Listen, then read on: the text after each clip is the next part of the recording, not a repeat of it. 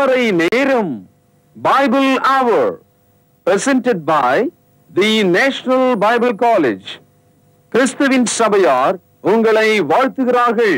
Welcome to Satellite Bible Classes. வாழ்த்துக்கள் திருமறை நேரம் நேயர்களே, ஆண்டவர் இயேசு கிறிஸ்துவின் இனிய நாமத்தில் உங்கள் யாவரையும் அன்போடே வரவேற்கிறேன். கையில் பைபிள் இருக்கா? ஒரு டைரி நோட் எதனா வச்சுருக்கீங்களா? எழுதுறீங்களா? எழுதணும்.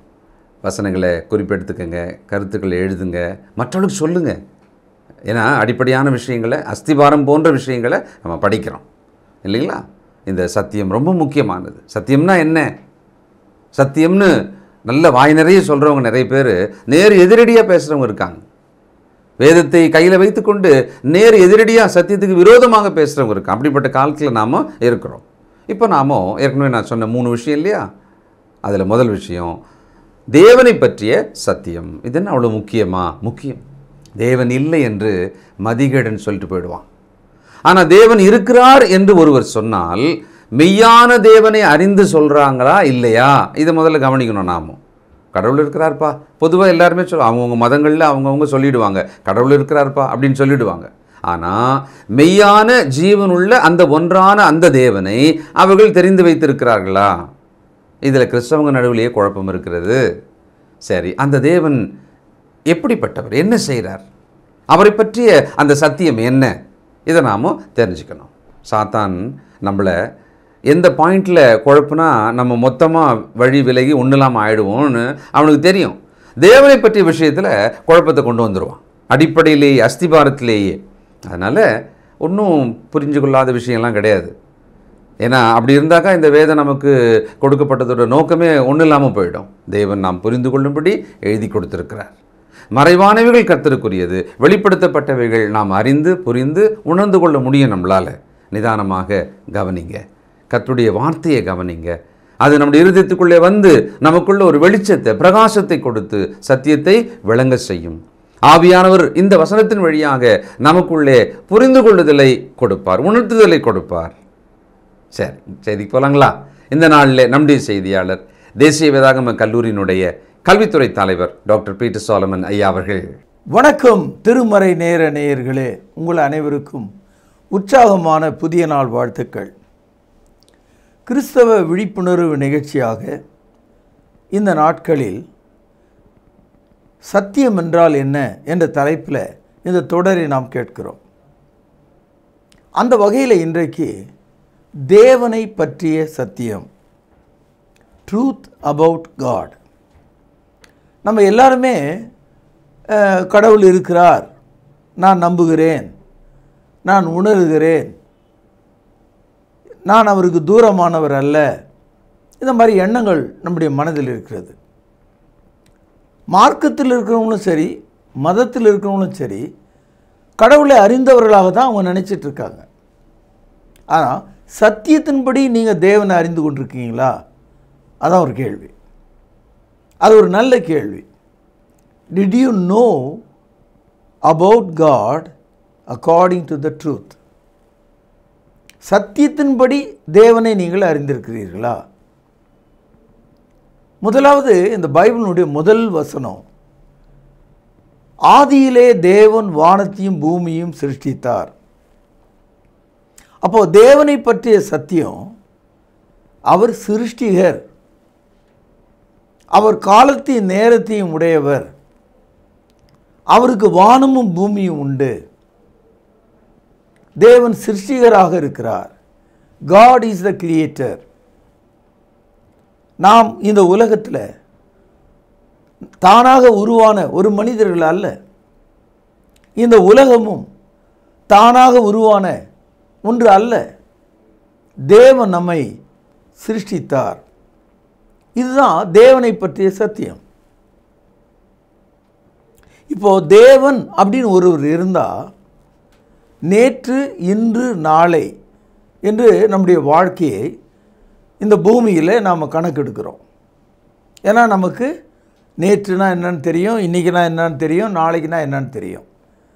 இந்த 3 காலங்களுக்குள்ளே நாம் இருக்கிறோம். ஆனால் தேவனுக்கு நேற்றும் இல்லை, இன்றைக்கும் இல்லை, நாளைக்கும் இல்லை. நேற்றும் இருக்கிறது, இன்றும் இருக்கிறது, நாளையும் இருக்கிறது. ஆக தேவன் காலத்தை கடந்தவராக இருக்கிறார். 3 காலங்களையும் அவர் அறிந்தவராக இருக்கிறார். அப்போ தேவன் எனக்கு கடந்த காலம் தெரியாது, எனக்கு நிகழ்காலம் தெரியாது, எனக்கு எதிர்காலம் தெரியாதுன்னு சொன்னால் நீ ஒரு மனிதன். தேவன் கடந்த காலத்தையும் நிகழ்காலத்தையும் எதிர்காலத்தையும் அவர் அறிந்திருந்தால் அவர் தான் தேவனாக இருக்க முடியும். உலகத்தில் பாஸ்ட் ப்ரெசன்ட் ஃப்யூச்சரை மனிதனுக்கு தெரியாது. உலகத்தில் எந்த ஜீவராசிக்கும் தெரியாது. ஆனால் தேவனுக்கு தெரியும். உதாரணமாக கடவுளுடைய இலக்கணம், அந்த சத்தியம் என்ன அப்படின்னு நீங்கள் பார்த்தீங்கன்னா, எரேமியா 32வது அதிகாரம் 17 மற்றும் 22 வசனங்களில் தேவன் ஓம்னி பொட்டன்ஸ் அப்படின்னா சர்வ வல்லவர் என்று அர்த்தம். இரண்டாவதாக சங்கீதம் 139 7 முதல் 12 வசனங்களை நீங்கள் வாசிப்பீர்களானால் God is omnipresent. எல்லா இடங்களிலும் சர்வ இடத்திலும் வியாபியாக இருக்கிறார். மூன்றாவதாக 1 யோவான் 3 அதிகாரம் 20வது வசனத்தில் God is omniscient, சர்வத்தையும் அறிந்தவர். 3 விஷயங்கள் நாம் பார்த்தோம். அதாவது ஓம்னி பொட்டன்ஸ், ஓம்னி பிரசன்ட், ஓம்னிஷியன். சர்வ வல்லவர், சர்வ வியாபி, சர்வத்தையும் அறிந்தவர்.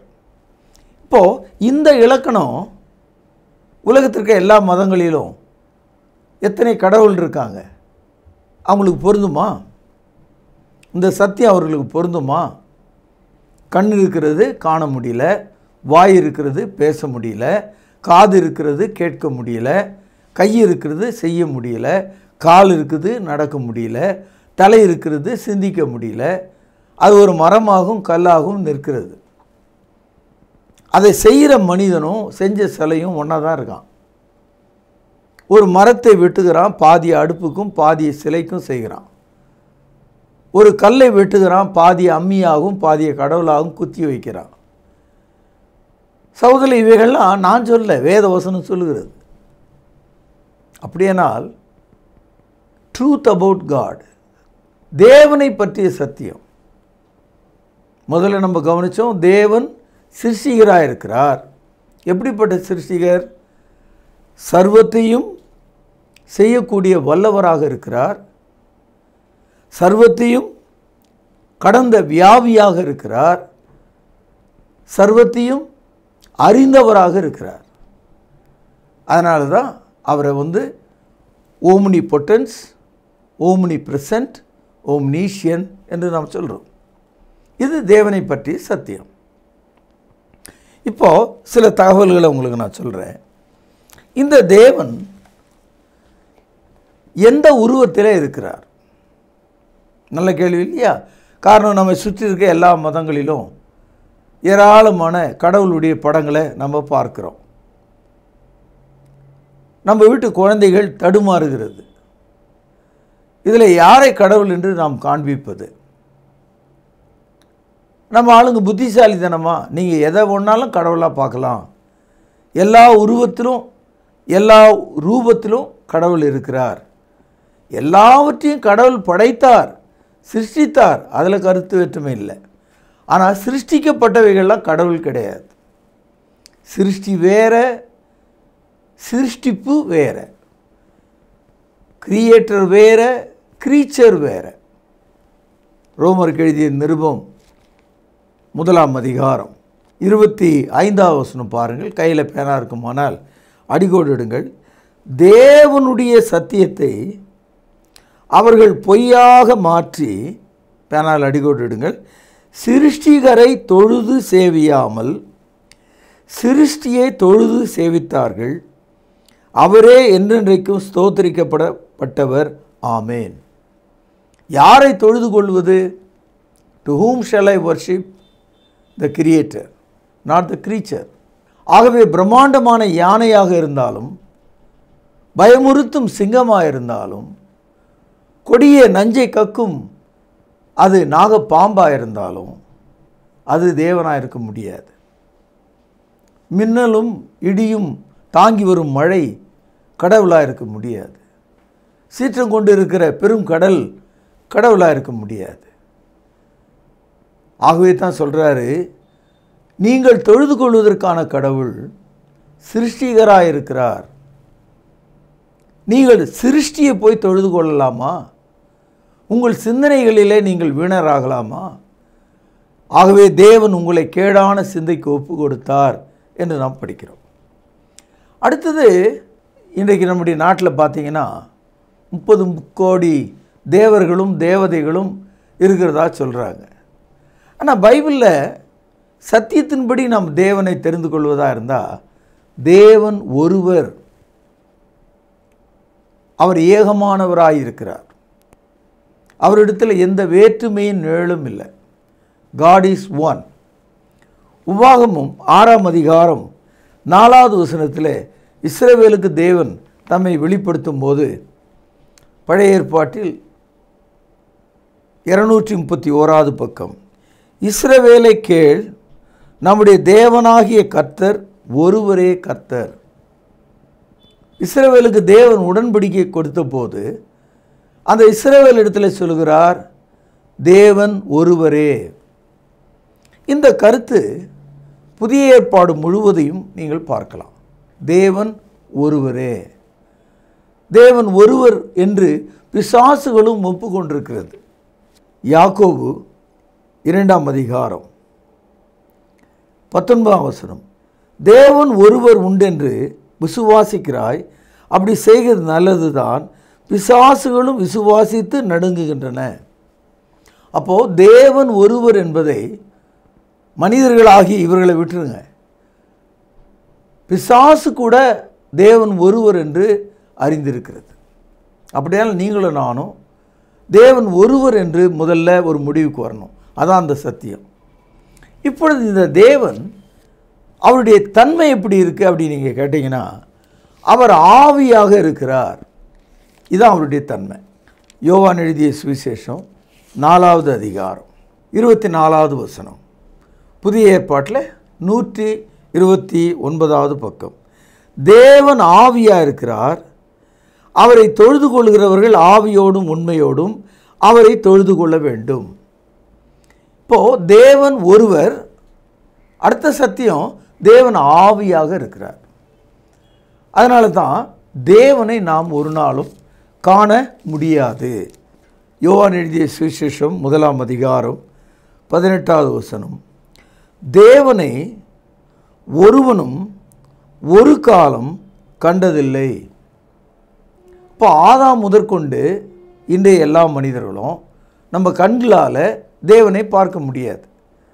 அப்போ நீங்கள் என்னிடத்துல கேட்கலாம், இந்த தொலைக்காட்சியில் தினமும் நூற்றுக்கணக்கான கள்ள தீர்க்கதரிசிகள் நான் தேவனை பார்த்தேன்னு சொல்கிறாங்களே, அது எப்படி? அது எப்படின்னா, இந்த விக்கிரக வழிகளின்படி நடக்கிறாங்களே, விக்கிரக வழிபாடுகள், அவர்களுக்கு இவர்களுக்கு எந்த வேறுபாடும் கிடையாது.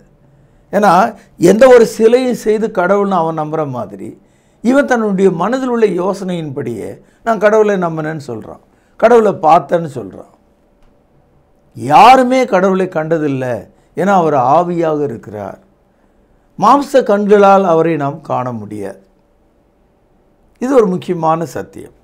அடுத்தது, இந்த தேவன் நம்மோடு உறவு கொள்கிறார். உதாரணமாக, நீங்கள் ரோட்டில் போயிட்டுருக்கும்போது ஒரு நாய் வந்து ஹலோ குட் மார்னிங் அப்படின்னு சொன்னால் நீங்கள் எப்படி பார்ப்பீங்க? அதே நேரத்தில் யாரோ ஒருவர் வழியில் பார்த்து ஏதோ ஒரு ஞாபகம் மறதியில் hello how are you good மார்னிங்னு சொல்கிறார். கொஞ்சம் தயக்கத்தோடு இவர் யாரோ அப்படின்னு நினச்சாலும் கூட அந்த மனிதன் சொன்ன அந்த குட் மார்னிங்கை நம்ம ஏற்றுக்குவோம். நாமும் அவருக்கு பதிலாக குட் மார்னிங் ஹலோ என்று சொல்லுவோம். காரணம் என்னென்னா, அவர் ஒரு மனிதர். உலகத்தில் வேறு எந்த ஜீவராசியாலும் மனிதனிடத்தில் பேச முடியாது. ஒரு மனிதனிடத்தில் ஒரு தகப்பனாக பேச முடியும், ஒரு தோழனாக பேச முடியும், இல்லையா? அப்போது தேவன் வந்து மனிதனோட உறவு கொள்ளும்போது அந்த உறவை தந்தை மகன் ஆவி என்ற உறவிலே கொள்கிறார். இதுதான் தேவனை பற்றிய சத்தியம். அதனால தான் நம்ம பைபிளில் பிதா என்ற வார்த்தையும் குமாரன் என்ற வார்த்தையும் ஆவி என்ற வார்த்தையும் நம்ம படிக்கிறோம். இந்த பிதா என்பதும் குமாரன் என்பதும் பரிசுத்தா என்பதும் தனித்தனி வேலைகளை செய்கிற ஒருவராகிய தேவன் தான். பிதா குமாரன் அல்ல, குமாரன் பரிசுத்தாவி அல்ல. என்றால் அவர்கள் வெவ்வேறு பணிகளை செய்கிறார்கள். ஆனால் பிதா தேவனுக்குள்ளே இருக்கிறார், குமாரன் தேவனுக்குள்ளே அடங்கி இருக்கிறார், பரிசுத்தாவி தேவனுக்குள்ளே இருக்கிறார். ஆக தேவன் பிதாவாகவும் குமாரனாகவும் பரிசுத்தாவியாகவும் தங்களை வெளிப்படுத்தி இருக்கிறார்கள். இவ்வளவுதான் அந்த சத்தியம். இப்பொழுது அதற்கான ஒரு வசனத்தை எடுத்து உங்களுக்கு காண்பிக்கிறேன். 1 பேதுரு 1 அதிகாரம் 2வது வசனம், பக்கம் 317, புதிய ஏற்பாடு. பிதாவாகிய தேவனுடைய முன்னறிவின்படியும் 1, ஆவியானவரின் பரிசுத்தமாக்குதலினாலே கீழ்ப்படிதலுக்கும் 2, இயேசு கிறிஸ்துனுடைய இரத்தம் தெளிக்கப்படுதலுக்கும் 3, தெரிந்து கொள்ளப்பட்ட பரதேசிகளுக்கு எழுதுகிறதாவது, கிருபையும் சமாதானமும் உங்களுக்கு பெருக கடவுது. இந்த ஒரு வசனத்தில் பரிசுத்த ஆவியானவர் எப்படி மனிதர்களோட, பரதேசிகளைப் போன்ற உங்களோடும் என்னோடும், கிருபையின் கீழ் வாழ்கிற உங்களோடும் என்னோடும் எப்படி அவர் உறவு கொள்கிறார். How God takes the relationship with you. அவர் உன்னோடு எப்படி உறவை கொள்கிறார். அவருடைய திட்டத்தை வெளிப்படுத்துகிறவராக தந்தையாக பிதாவாக இருக்கிறார். நம்மை பரிசுத்தமாக்கக்கூடியவராக ஆவியானவர் இருக்கிறார். நம்முடைய பாவங்களுக்கான இரத்தம் சிந்துகிற குமாரனாக இயேசு இருக்கிறார். ஆக பிதாவாகவும் பரிசுத்தாவியாகவும் குமாரனாகவும் ஒட்டுமொத்தமாக என்னுடைய வாழ்க்கையில், உன்னுடைய வாழ்க்கையில் அவர் எவ்விதமாக உறவு கொள்கிறார் என்று பார்க்கிறோம். 2 கொரிந்தியர் 13 அதிகாரம் 14வது வசனம். கர்த்தராகிய இயேசு கிறிஸ்துவினுடைய கிருபையும் 1, தேவனுடைய அன்பும் 2, பரிசுத்தாவினுடைய ஐக்கியமும் 3 உங்கள் அனைவரோடும் இருப்பதாக. ஆமேன். ஆக தேவன் ஒருவராக இருந்து மூவராக செயல்படுகிறார். இதெல்லாம் ஏன் இப்படி அவர் செயல்படுறார்? எனக்கு அதெல்லாம் தெரியாது. எனக்கு என்ன தெரியும்னா, அந்த பைபிள் இப்படி எழுதியிருக்குன்றது தான் தெரியும். தேவனை பற்றிய விஷயங்கள் நமக்கு தெரியாது. அவர் சொன்னால் தான் நம்ம அதை விளங்கிக்க முடியும். அதுதான் உபாகமம் 29:29 வாசிக்கிறோம், மறைவானவைகள் தேவனுக்குரியவைகள், வெளிப்படுத்தப்பட்டவைகளோ நமக்குரியவைகள். ஆகவே இந்த வேதாவும் வெளிப்படுத்தப்பட்டிருக்கு, அது நமக்குரியது. தேவன் ஒருவரே. 1 யோவான் 5 அதிகாரம் 7வது வசனம். பரலோகத்திலே சாட்சியிடுகிறவர்கள் 3, பிதா, வார்த்தை, பரிசுத்தாவி என்பவர்களே, இம்மூவரும் ஒன்றாயிருக்கிறார்கள். சிலர் இந்த வசனத்தை ஏற்றுக்கொள்வது கிடையாது. ஆனால் அதுக்கு அடுத்த வசனத்தை ஏற்றுக்கொள்கிறாங்க. அது அவங்களுடைய தலை பிரச்சனை, அது அவங்களுடைய சொந்த பிரச்சனை. 8ஆம் வசனம் பாருங்கள். பூலோகத்திலே சாட்சியிடுகிறவர்கள் 3, ஆவி, ஜலம், இரத்தம் என்பவைகளே, இம்மூன்றும் ஒருமைப்பட்டிருக்கிறது. மனிதர்களாகி நாம் 3 அடுக்குகளாக இருக்கிறோம். ஆவி, ஜலம், இரத்தம். பரலோகத்தில் உள்ள தேவன் 3 அடுக்குகளாக இருக்கிறார். பிதா, வார்த்தை, ஆவி. சகோதரே, கீழ் இருக்கிற அடுக்கு மனிதன், மேல் இருக்கிற அடுக்கு தேவன். ஆக 1 யோவான் 5:7 உங்களால் புரிந்து கொள்ள முடியலனா 1 யோவான் 5:8 நீங்கள் புரிந்து கொள்ள முடியும். 1 யோவான் 5:8 உனக்கு விளங்கினா 5:7 கண்டிப்பாக விளங்கிடும். ஆக தேவன் ஒருவர் தான், ஆனால் அவர் மூவராக பணி செய்கிறார். இப்படி தான் வசனம் வெளிப்படுத்தப்பட்டிருக்கு. ஆகவே நாம் அதை அப்படி ஏற்றுக்கொள்கிறோம். சகோதரி, இயேசு கிறிஸ்து ஞானஸ்தானம் பெற்ற போது பிதா, பரிசுத்தாவி, குமாரன் இவர்கள் நேர்கோட்டில் இருக்கிறத நீங்கள் பார்க்கலாம். 3:16-17. இயேசு ஞானஸ்தானம் பெற்று ஜலத்திலிருந்து கரையேறின உடனே இதோ வானம் அவருக்கு திறக்கப்பட்டது, தேவ ஆவி, கவனிங்கள், புறாவை போல இறங்கி அவர் மேல் வருகிறதை கண்டார். அன்றியும் வானத்திலிருந்து ஒரு சத்தம் உண்டாகி, இவர் என்னுடைய நேசகுமாரன், இவரிலே பிரியமாயிருக்கிறேன் என்று உரைத்தது. இந்த 2 வசனத்தில் இயேசு யோர்தான் நதிக்கரையில் இருக்கிறார். இயேசுவுக்கு யோவான் ஸ்நானகன் ஞானஸ்தானம் கொடுத்திருக்கிறார். ஏராளமான மக்கள் பார்த்து கொண்டிருக்காங்க. இயேசு தண்ணீரிலிருந்து கரையேறிய போது பரிசுத்த ஆவி அவர் மீது இறங்கினார். எப்படி இறங்கினார் என்பதை நமக்கு சொல்வதற்காக ஒரு உதாரணமாக, எப்படி ஒரு புறா வந்து மேலே உட்காருமோ அவ்விதமாக. நிறைய பெந்தகோஸ்துக்காரங்க என்ன நினைக்கிறாங்க, பரிசுத்த ஆவி தான் புறான்னு நினைக்கிறாங்க. புறாவையே பரிசுத்த ஆவியின் அடையாளமாகவும் நினைக்கிறாங்க. புறாவுக்கும் பரிசுத்த ஆவிக்கும் எந்த சம்பந்தம் கிடையாது. நீங்கள் அந்த வசனம் பார்த்தீங்கன்னா, புறாவை போல, அவ்வளோதான் அர்த்தம். Like a dove. Holy spirit is not a dove. அடுத்தது, வானம் திறந்து பிதா அங்கிருந்து பேசுகிறார், இவர் என்னுடைய நேசகுமாரன். கேள்வி சகோதரர்களே, இந்த வசனத்தில் ஒரு நேர்கோடை போடுங்க. மேலே பிதா இருக்கிறார், நடுவில் ஆவியானவர் இறங்கி இருக்கிறார், அவருடைய குமாரன் தண்ணீரிலிருந்து கரையேறுகிறார். ஆக இது ஒரு நேர்கோடாக நீங்கள் அதை பார்க்கணும். அதனால தான் இயேசு சிலுவையில் மரித்த போது பரிசுத்த ஆவியானவர் அவருடைய மரணக்கட்டுகளை அவிழ்த்தார். பிதாவாகிய தேவன் அவரை உயிரோடு எழுப்பினார்.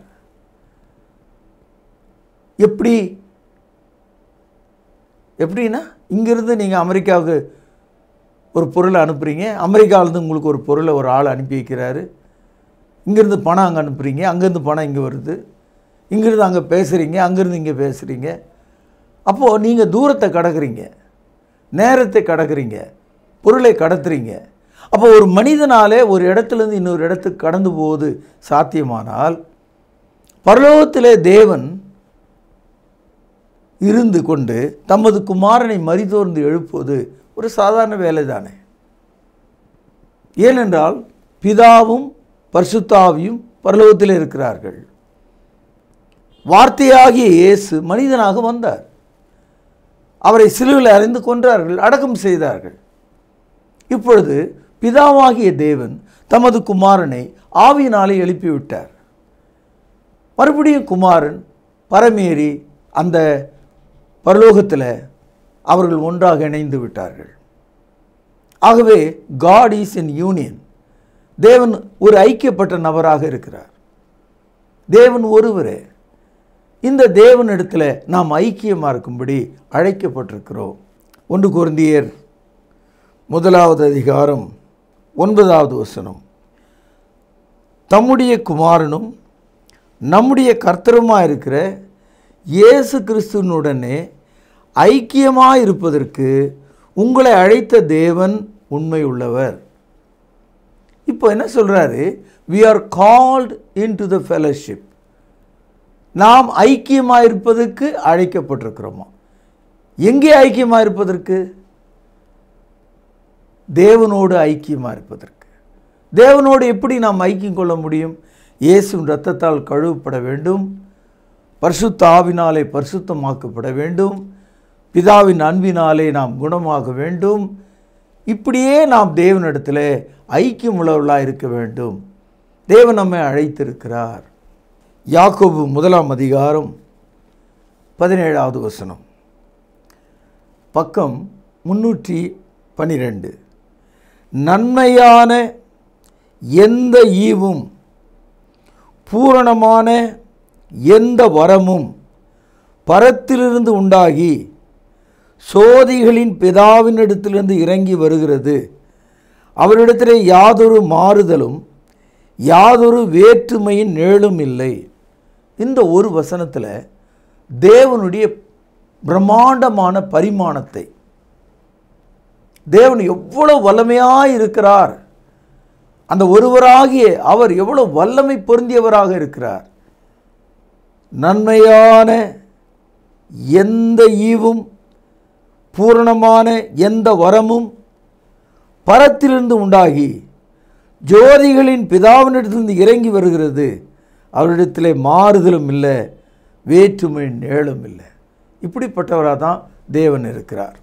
இன்றைக்கி மதங்களில் பார்த்தீங்கன்னா ஒரு ஜாதிக்கு ஒரு கடவுள் இருக்கான், ஆணுக்கு ஒரு கடவுள் இருக்கான், பெண்ணுக்கு ஒரு கடவுள் இருக்கான், மிருகங்களுக்கு ஒரு கடவுள் இருக்கிறான், படிப்புக்கு ஒரு கடவுள், என்ன உலகத்தில் உள்ள பொருளுக்கு ஒரு கடவுள், இசைக்கு ஒரு கடவுள், இப்படியெல்லாம் மனிதர்கள் டிபார்ட்மெண்ட் வாரியாக பிரிச்சிருக்காங்க. ஆனால் பைபிளை படிக்கிற ஒரே தேவன் வேற்றுமையின் மாறுதலும் நிழலும் இல்லாமல் எல்லாவற்றையும் எதிரொலிக்கிற கதிராக வல்லமையாக ஜோதியின் பிதாவாக இருக்கிறார் என்று சொல்லி இன்றைய செய்தியை நான் நிறைவு செய்கிறேன். நாளை நாம் சந்திப்போம், பிரார்த்தனை செய்வோம்.